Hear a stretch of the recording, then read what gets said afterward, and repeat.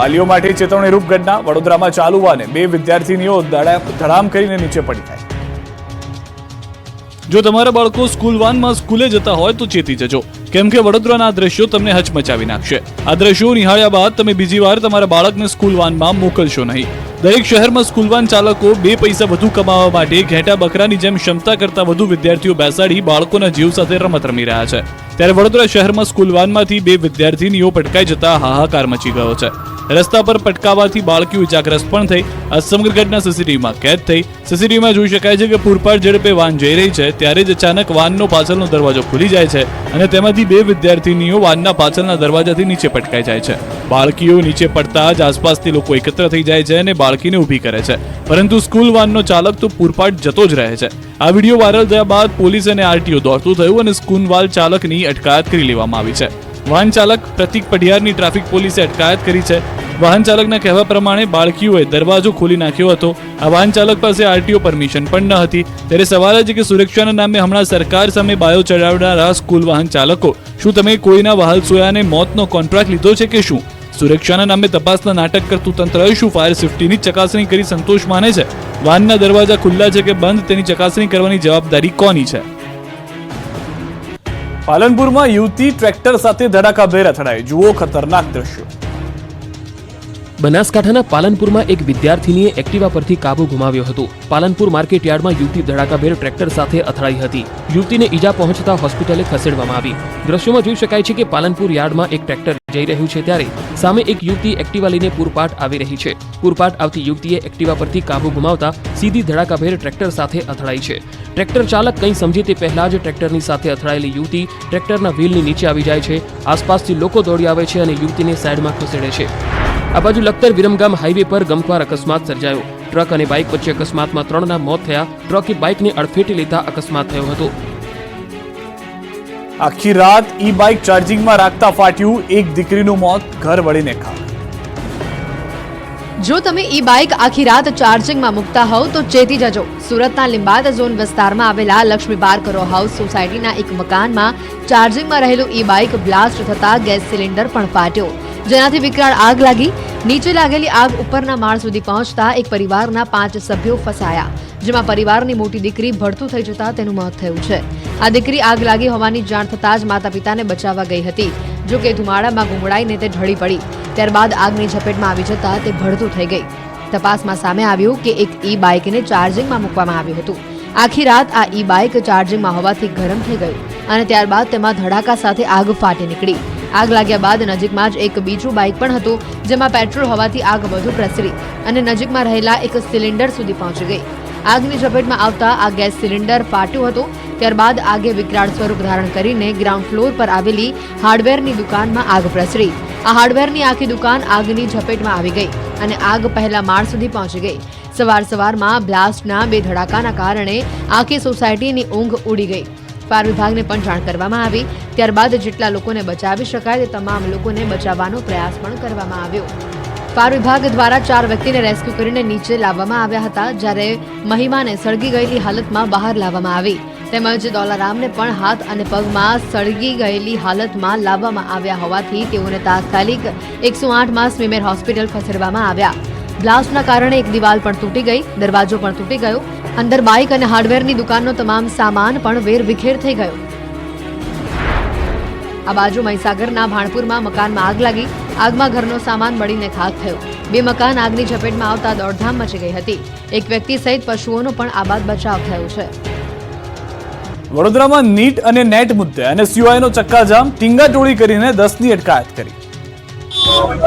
NEET અને નેટની પરીક્ષામાં થયેલી ગેરરીતિને લઈને દેશભરમાં વિરોધ થઈ રહ્યો છે. ત્યારે નીટ અને નેટની પરીક્ષામાં ગેરરીતિને લઈને વડોદરાની કોમર્સ ફેકલ્ટીની બહાર એનએસયુઆઈએ વિરોધ પ્રદર્શન કર્યું હતું અને મેઇન રોડ પર ચક્કાજામ કર્યો હતો.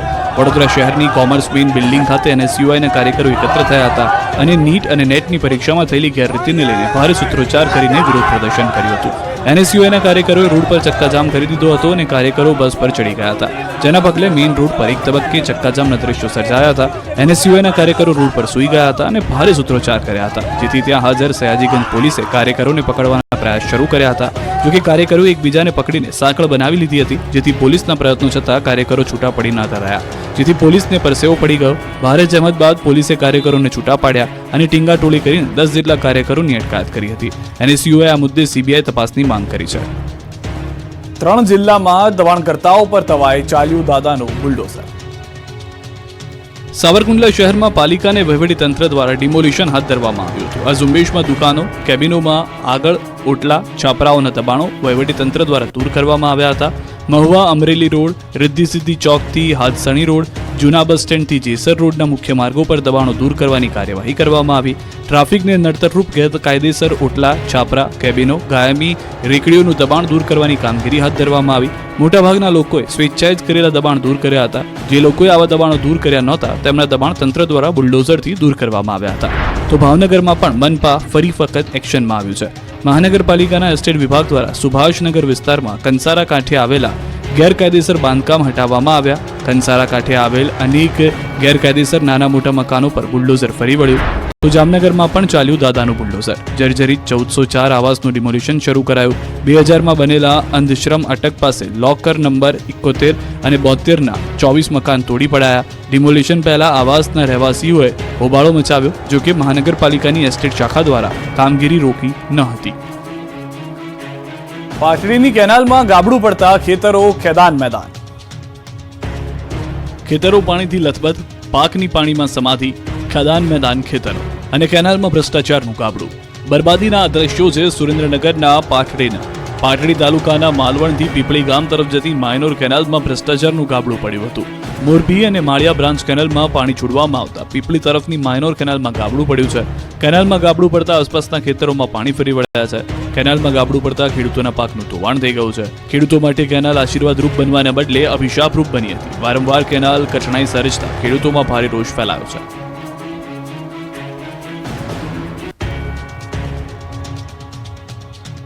દાહોદમાં નકલી કચેરી બાદ હવે નકલી સરકારી નટવરલાલ પકડાયો છે. દાહોદમાં નકલી કચેરી પકડાયા બાદ હવે નકલી સરકારી કર્મચારી પકડાયો છે. દાહોદના લીમખેડા તાલુકા પંચાયતમાં નકલી નટવરલાલ પકડાયો છે. અગાઉ દાહોદમાં નકલી કચેરી અને નકલી એને હુકમનું પ્રકરણ બહાર આવી ચૂક્યું છે અને હવે નકલી કર્મચારીઓ સામે આવ્યા. લીમખેડા તાલુકા પંચાયત કચેરીની બાંધકામ શાખામાં સરકારી કર્મચારીઓની જગ્યાએ બિન અધિકૃત વ્યક્તિઓ બેઠા હોય તેવો વિડીયો વાયરલ થયો છે. તાલુકા પંચાયતની બાંધકામ શાખામાંથી થાય છે કરોડો રૂપિયાના વિકાસના કામો. બાંધકામ શાખામાં કેટલા સમયથી આવા બિન અધિકૃત વ્યક્તિઓ ફરે છે અને કામગીરી કરે છે એ તપાસનો વિષય છે. આ તરફ વાયરલ વિડીયો અંગે લીમખેડા TDOએ કહ્યું કે વિડીયોમાં દેખાનારા લોકો અમારા નથી, કોણ વ્યક્તિઓ છે તેની પણ અમને જાણ નથી. વિશ્વ બન્યું યોગમય. PM મોદીએ જમ્મુ કાશ્મીરમાં દાલ સરોવરના કિનારે યોગ કર્યા તો શાહ અને CMએ ગુજરાતમાં કર્યા યોગ. 10મા આંતરરાષ્ટ્રીય યોગ દિવસની ઉજવણી થઈ ત્યારે પ્રધાનમંત્રી નરેન્દ્ર મોદીએ શ્રીનગરમાં યોગ કર્યા. આ કાર્યક્રમ દાલ લેકના કિનારે યોજાવાનો હતો, પરંતુ વરસાદના કારણે કાર્યક્રમને હોલમાં ખસેડવામાં આવ્યો હતો. લોકો સાથે PM મોદીએ યોગ કર્યા.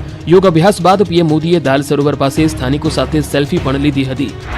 તો કેન્દ્રીય ગૃહમંત્રી અમિત શાહ અમદાવાદના સિંધુ ભવન રોડ પરના ગોટીલા ગાર્ડનમાં યોગ અભ્યાસ કર્યો.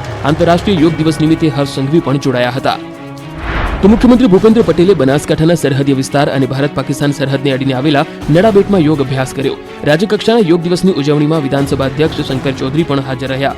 ગુજરાત રાજ્ય યોગ બોર્ડ અને BSFનું આ સહ આયોજન હતું. ઉજવણીને 1.25 કરોડ લોકોની સહભાગીતાથી ભવ્ય બનાવવાનો નિર્ધાર કરવામાં આવ્યો. આ બાજુ સુરતમાં પ્રદેશ ભાજપ પ્રમુખ અને કેન્દ્રીય જળશક્તિ મંત્રી CR પાટીલે યોગ કર્યા. શહેરના ઐતિહાસિક કિલ્લા ખાતે યોગ દિવસની ઉજવણી કરી. ગુજરાત પણ બન્યું યોગમય. 10 વર્ષની બાળકીથી લઈ 70 વર્ષના વૃદ્ધાએ યોગ કરી ચોંકાવ્યા. કોઈએ પાણીમાં તો કોઈએ પહાડ પર, કોઈએ જંગલમાં કર્યા યોગ.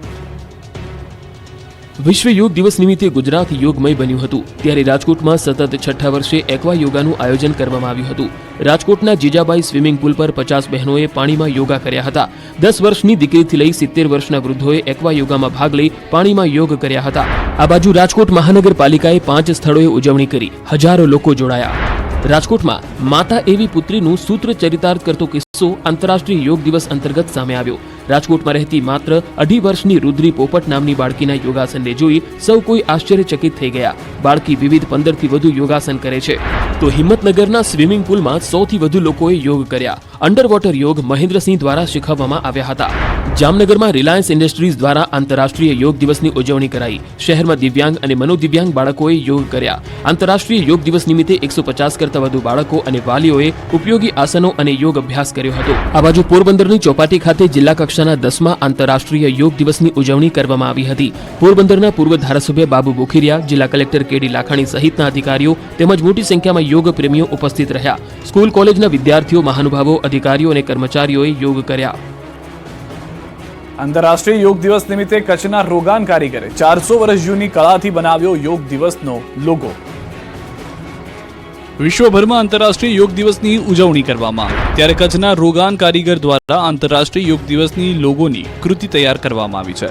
21 જૂન વિશ્વ યોગ દિવસના વિષયને ધ્યાનમાં રાખીને કચ્છના કારીગર આશીષ કંસારાએ 400 વર્ષ જૂની રોગાન કળામાં વિશ્વ યોગ દિવસનો લોગો કંડાર્યો છે. 20 થી 25 દિવસમાં આ કલાકૃતિ તૈયાર કરી છે અને તેની સાઇઝ 15x18 છે. આ કલાકૃતિની વિશેષતા એ છે કે આ રોગાન કળા મારફતે કરવામાં આવતી હોવાથી 200 વર્ષ સુધી ટકી રહે છે. આ કલાકૃતિમાં કપડું છે તે ફાટી શકે છે, પરંતુ તેના પર કરવામાં આવેલ રોગાન આર્ટ છે તે ક્યારેય બગડતો નથી. આશીષભાઈએ રોગાન કળામાં અગાઉ ચંદ્રયાન 3, રામ દરબાર, ભારત માતા, રામ મંદિર જેવી અને હવે વિશ્વ યોગ દિવસના લોગોની કૃતિ બનાવી સૌને આશ્ચર્યચકિત કરી દીધા છે.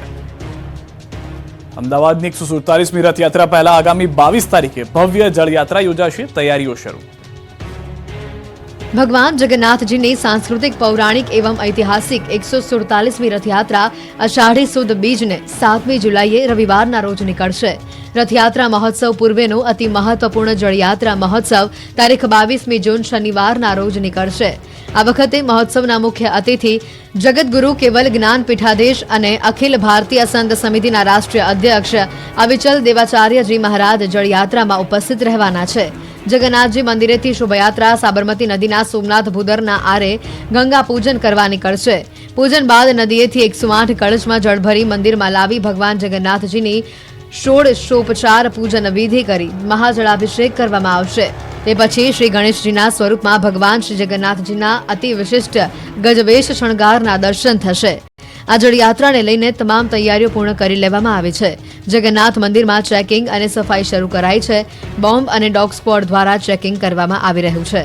મંદિર પરિસરમાં સફાઈ કરી 108 કળશ રાખવામાં આવશે.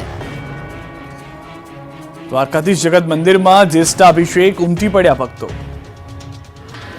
દ્વારકાધીશ જગત મંદિરમાં ભગવાન દ્વારકાધીશને જ્યેષ્ઠાભિષેક કરવામાં આવ્યો. જગત મંદિરમાં દર વર્ષે જેઠ માસમાં જ્યેષ્ઠા નક્ષત્રમાં શ્રીજીની મંગળા આરતી બાદ જ્યેષ્ઠાભિષેક કરાય છે. શ્રીજીનું ઋતુ અનુસાર અમૃત આંબા તેમજ દ્વારકાના અઘોર કુંડના પવિત્ર જળથી જળાભિષેક કરાયો. ત્યારે મોટી સંખ્યામાં શ્રદ્ધાળુઓએ જ્યેષ્ઠાભિષેક તેમજ ત્યારબાદ બાલ સ્વરૂપના નૌકા વિહાર દર્શનનો લાભ લઈ ધન્યતા અનુભવી હતી. શ્રીજીના જ્યેષ્ઠાભિષેક ઉત્સવ નિમિત્તે જળયાત્રા ઉત્સવની પૂર્વ તૈયારી રૂપે જગત મંદિરના પૂજારી પરિવારના પુરુષો તથા મહિલાઓ સજ્જ થઈ ચાંદીના બેડા, ચાંદીની તાંબડી તેમજ વિવિધ ચાંદીના વાસણોમાં ભદ્રકાળી માતાજીના મંદિર પાસેના અઘોર કુંડમાંથી પૂજા કરી કુંડના પવિત્ર જળને શાસ્ત્રોક્ત વિધિથી બેન્ડ બાજા સાથે વાજતે ગાજતે દ્વારકા શહેરના રાજમાર્ગો પર થઈ જગત મંદિર ખાતે લઈ જવામાં આવ્યા. બાલ સ્વરૂપ ગોપાલજીને નાવમાં બિરાજમાન કરી નૌકા ઉત્સવ એટલે કે જળયાત્રા ઉત્સવ મનોરથથી ઉજવણી કરાય. શ્રીજીને વર્ષમાં માત્ર 2 વખત ખુલ્લા પડદે સ્નાન કરાય છે, જેનું વિશેષ મહત્વ રહેલું છે. વર્ષમાં જન્માષ્ટમી અને જ્યેષ્ઠ પૂર્ણિમા એમ માત્ર 2 વખત જ ઠાકોરજીને ખુલ્લા પડદે અભિષેક સ્નાન કરાવવામાં આવે છે, જેમાંનો એક જ્યેષ્ઠાભિષેક ઉત્સવ છે. દ્વારકામાં ઉમટ્યું ભક્તોનું ઘોડાપુર. વેકેશન દરમિયાન 13 લાખથી વધુ શ્રદ્ધાળુઓએ કર્યા દર્શન. વેકેશન દરમિયાન દ્વારકા ભક્તોથી ધમધમતું રહ્યું. સમગ્ર ઉનાળુ વેકેશનમાં યાત્રાધામોમાં યાત્રાળુઓની ભીડ જોવા મળી.